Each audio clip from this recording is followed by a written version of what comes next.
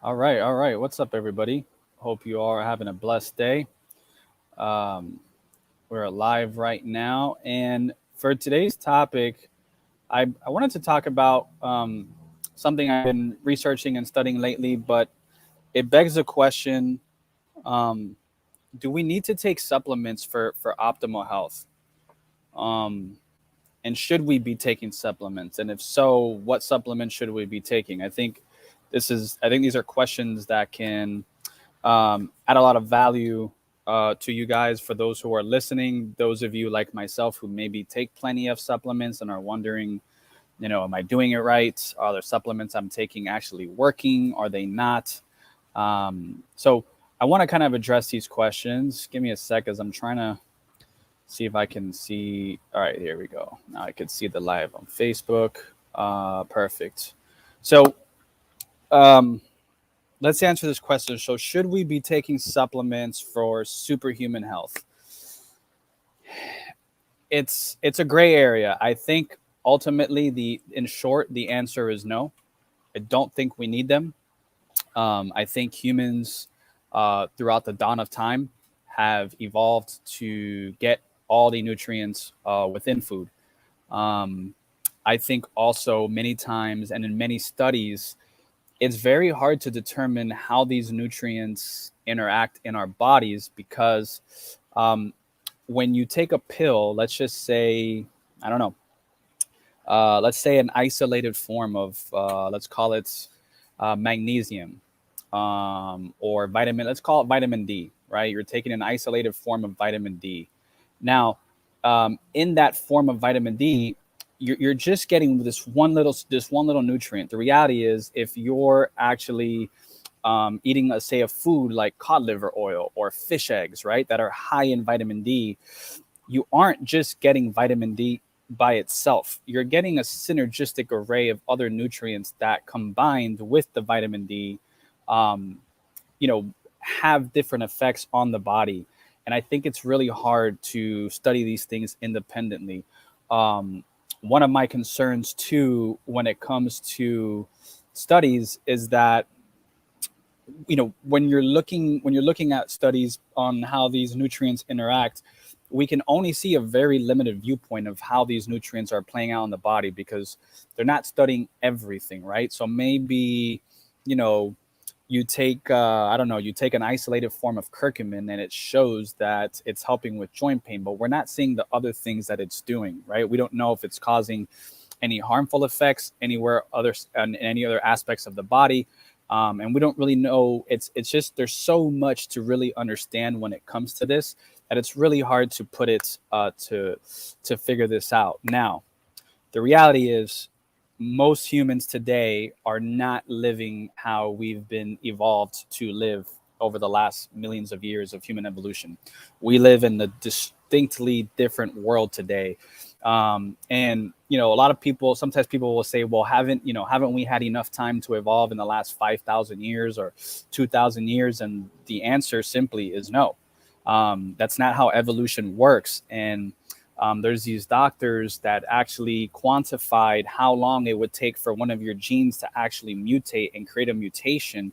Um, and the fastest number they can think of, or that they can calculate, and I have to find the source. It came from the doctors that did the research for the Perfect Human Health Diet, but it came out to like 200,000 years.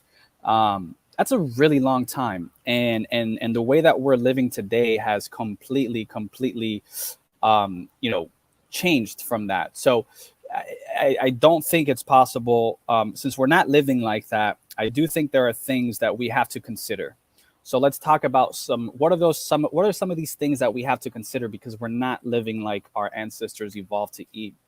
Well, for one of the biggest things that I think is concerning to me is magnesium. Magnesium is a crucial mineral, and your body uses it for so many complex systems, including the production of ATP, which is energy, right?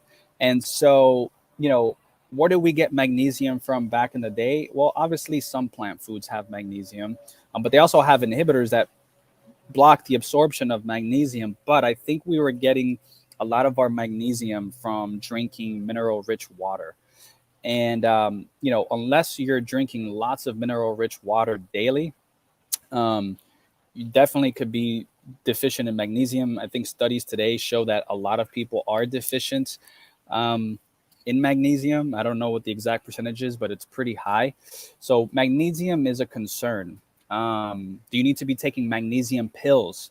And if so, which ones? I've experimented with many different forms of magnesium, from citrate to glycinate to threonate for the nootropic effect. I actually like threonate for the nootropic effect, and I like glycinate for sleep.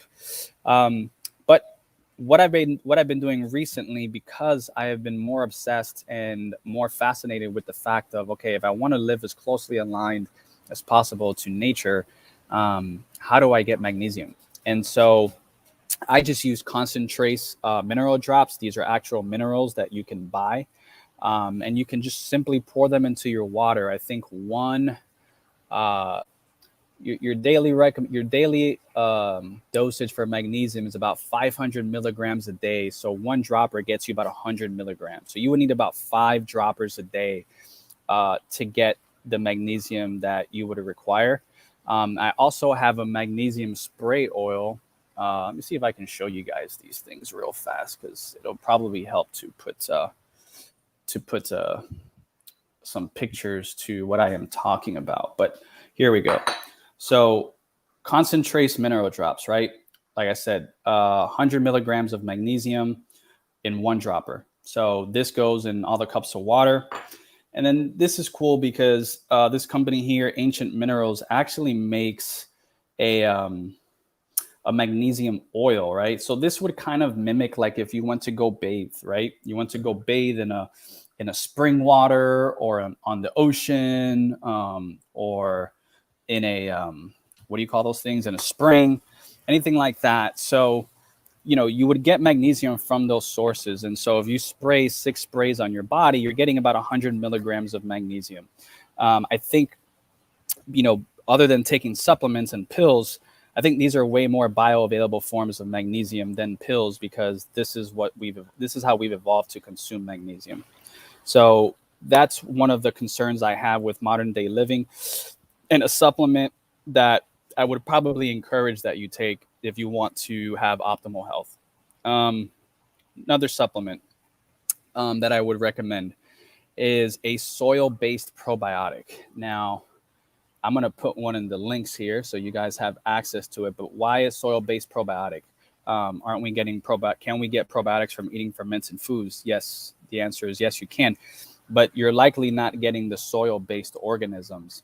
And I believe that most of the soil based organisms we were getting exposed to back when we were ancestors was picking out, leaves and fruits and things from the ground. And then eating some of those things in its current state, right, where we're getting access to soil and you're actually consuming a little bit of soil. I think that is one way. So that's why I typically recommend, if you're buying organic produce and there is some dirt, you probably want to consume some of that, uh, because it has soil-based probiotics. So that's one thing there. Um, with regards to other ways that we would get it, I think just from walking in the ground and being barefoot, um, we were exposed to all types of soil-based organisms that I feel we're not being exposed to today. And these things really help shape our immune system and our microbiome. So I think soil-based probiotics are something essential as well that we probably want exposure to. I see we have a viewer on. For those of you that are on, feel free to let me know who you are and if you have any other questions that I might be able to answer. But here's the link to the soil-based probiotics that I would recommend for this. Here we go. I'm going to put this here in the comments section. All right, it is in the comment section. I'll put it here too. And these are the soil-based probiotics. Some other concerns that I have with supplementation or lack of getting specific nutrients from food today that may require supplementation. is organs. So, you know, all the research that I've found on hunter gatherers and human evolution suggests that humans were eating all the animal, right? The bones, the guts, the hearts, the brains, the kidneys, the intestines, everything. Um, in society today, unless you're eating organs, if you're eating lots of organs, then you don't really need to supplement with organs. But if you are, you're probably a minority. Um, I do my best to eat organs. Even I still supplement with organs just because it's really hard to eat all the organs. For instance, like let me see here, um, I got a liver's quite easy to consume. It's probably the most available organ that you can buy, but it's harder to get other things. Uh, brain, testicle, lung. Um, White Oak Pastures actually sells a testicle, and I know that sounds funny to eat, but guess what? That stuff is great for testosterone building for men. Um, and yes, our ancestors were eating that. Another thing is blood. Um, uh, that's probably blood is probably a way we were getting magnesium as well back in the day, plus a lot of rich minerals, because that's where all your minerals transport in the blood. So drinking the blood of an animal is actually quite nutrient dense. And a lot of people, interestingly, think that they're drinking blood when they buy meat at the store, and there's little juices that pour out of the meat, and that's not actually blood. That's just water and meat juice. It's actually illegal for most um, it's actually illegal for most food producers to include blood um, in their food packaging. They have to take it out. So we're not consuming blood. So that's probably something that we want to add into supplementation that could be very useful. Bones, bone marrow, bone broth. If you're drinking lots of bone broth, it's a good thing, but I think most humans aren't. And so bone broth is something you want to probably supplement with, or a grass-fed hydrolyzed collagen supplement, which I do both. But I would argue that there's probably more benefits to drinking bone broth than consuming a collagen supplement, because again, collagen is just one nutrient that's in bone broth, but there's other things in bone broth that are going to work synergistically with the collagen. So I don't think we can outbeat nature or outsmart nature. So those are things that you want to think about when you're constructing your ideal diet, and you're thinking about, like, how do I, get the most nutrients with the least amount of effort and the least amount of time, right? That's how I think of these things. How do I get the most bioavailability with the least amount of toxins possible? And that's why I'm a big fan of animal foods, because animal foods are not toxic, regardless of anything that you may have heard in the media. There's just no toxicity when it comes to animals. Now, there can be some toxicity with over consuming protein, but that's just because the body has to dispose of excess protein. But as long as you're eating the amounts of protein that your body needs and not more than that, there should not be any concerns of toxicity from animal foods, especially animal foods that are raised in a sustainable and healthy way. Um, my other concerns with supplementation are, in today's world, is because we have been on most people have been advised to eat a plant-based, low-fat diet for years, for their whole entire lives so far. If you came from my generation, right, our parents didn't. Our parents grew up, and our ancestors grew up eating plenty of saturated fats and monounsaturated fats, right? Lard, tallow. As a matter of fact, that's what McDonald's used to cook their French fries with, is tallow, and grill their burgers with, right? And so, we past ancestors grew up with all this stuff, and now we've been grown up to have all these omega-6 fatty acids and these industrial seed oils that I think are at the root cause of many chronic illnesses. And because we have a low fat diet, I think we're deficient in fat soluble vitamins. Can you get all the fat soluble vitamins from food? Yes. But perhaps if you haven't been doing so, you might want to supplement to get your levels up. And so what are the fat soluble vitamins? For the most part, we have A, D, K, and E. I'm not so concerned with E as I am with A, D, and K. A great supplement to add to your list is cod liver oil. I'm a big fan of the cod liver oil from what is it? Green Pastures. I'm gonna put the link in here for those of you that might want to try it. I don't really consume cod liver oil. Some people ask me, "Oh, how much fish oil should I be taking to get my omega sixes and I mean my omega threes?" Um, I don't really think that you need to consume fish oil to get omega threes. I think you can get plenty of omega threes just from eating fish like sardines and salmon or herring and fish eggs and things like that. So I don't really think there's a necessity to take fish oil. Um, for the omega threes, but I do like that. Like a teaspoon of this cod liver oil as an example. Um, it has. I'm gonna put it here in the notes. Um, this is the link to the cod liver oil, and this is the link to the cod liver oil. But a teaspoon of this stuff has about 1,000 IU's of vitamin D3, and it has about 10,000 IU's of vitamin A.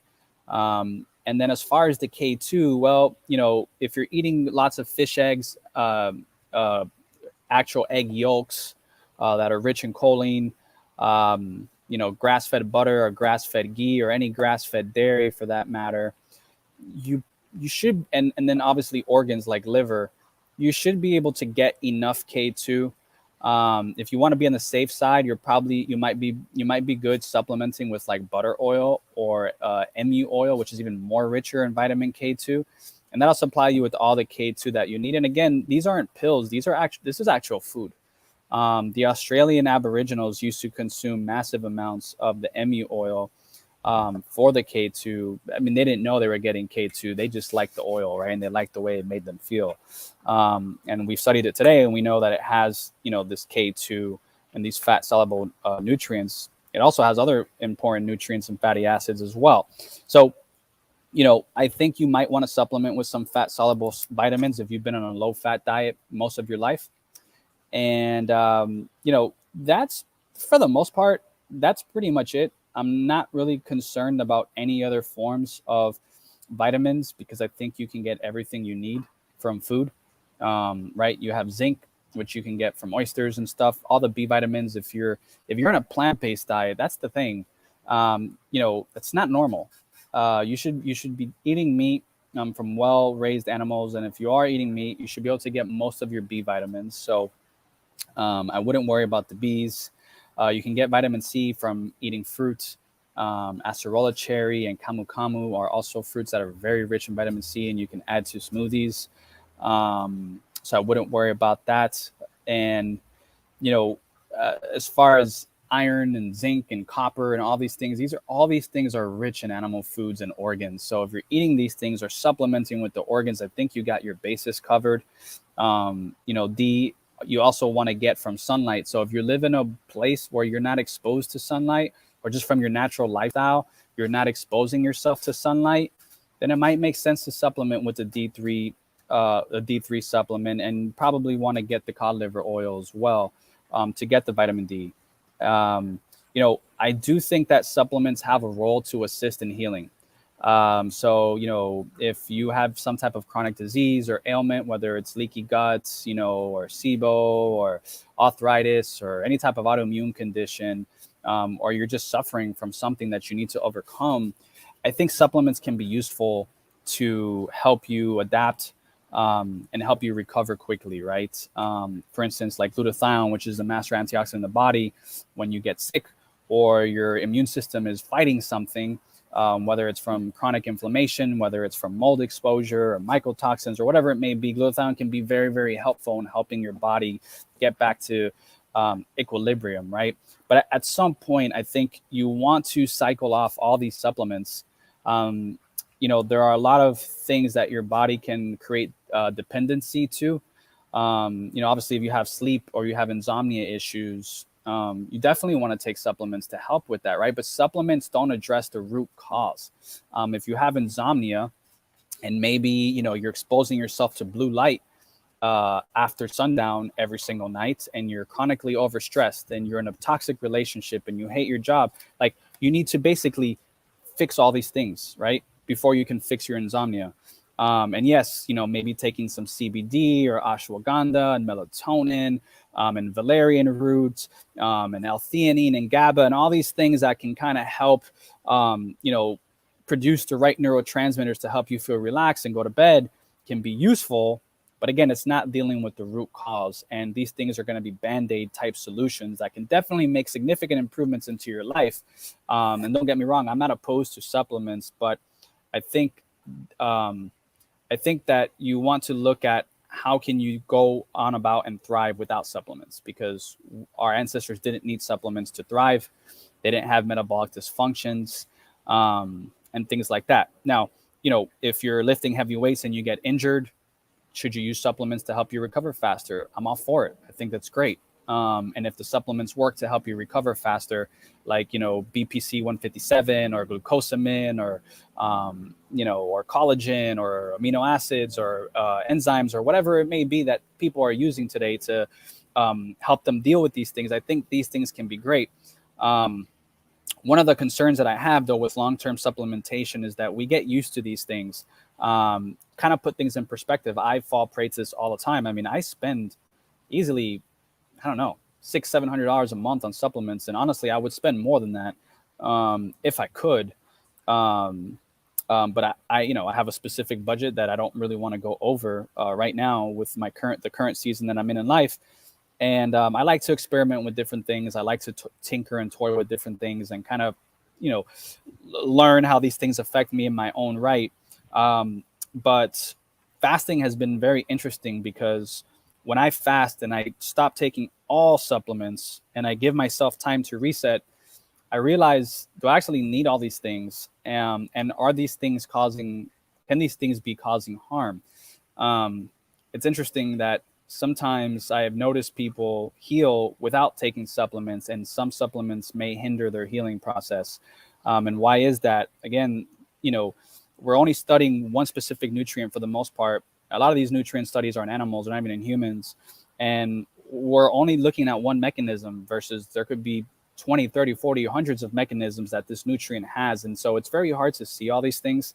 So, I hope that this live produced or answers some of your questions when it comes to supplements. To kind of just to recap again, I think with modern living today, some of the things you might want to consider outside of just dealing with chronic issues, right? This show is not meant for someone that's dealing with chronic issues and is looking to heal. If you're pre-diabetic or have some type of autoimmune disease or condition, I think this doesn't apply to you. Well, it does, but you do want supplements to help you get better as soon as you possibly can. But for a regular human that's just looking to thrive and optimize their health, I think magnesium should definitely be a concern, and it's something that you want to be very intentional about. I think the soil-based probiotics are something that's lacking. I didn't talk about humic and fulvic acids as well. There's a company called Ion Gut Health. I'm gonna put Ion in here as well, that creates these humic and fulvic acids. I also think these are things we were exposed to back as hunter-gatherers from rich springs and rich soil that we're likely not exposed to today as well either, just because of modern living. So I think these can be very beneficial as well. And these are things that I do take. Again, organs, unless you're eating them all the time, you don't need to. But if you're not eating them, I think it's crucial to supplement with organs. Bone marrow, bone broth, if you're not consuming these these are things I think you want to take. And again, I think because, the modern emphasis on low-fat diets, and a lot of people have been on low-fat diets, I think a lot of people are deficient in fat-soluble vitamins.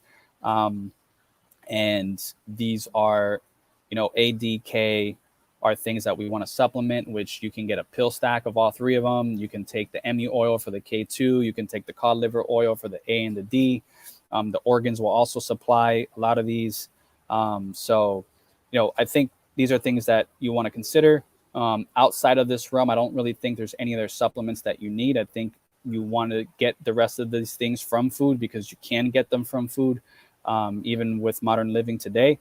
And that's pretty much what I have to say on the topic. I hope that hope that this added value for you all. Stay on the lookout. I do have my Superhuman book coming out, finalizing the last chapter. Designs ready, and I'm hoping to have it released before the end of the year. So here's a link to get the copy of the ebook for those of you that want to register and sign up to receive it as soon as it does come out. Let me see here if it lets me click. I don't know if yeah, it does actually. I'm going to put this in the show notes as well, so you guys can see it in the comments section.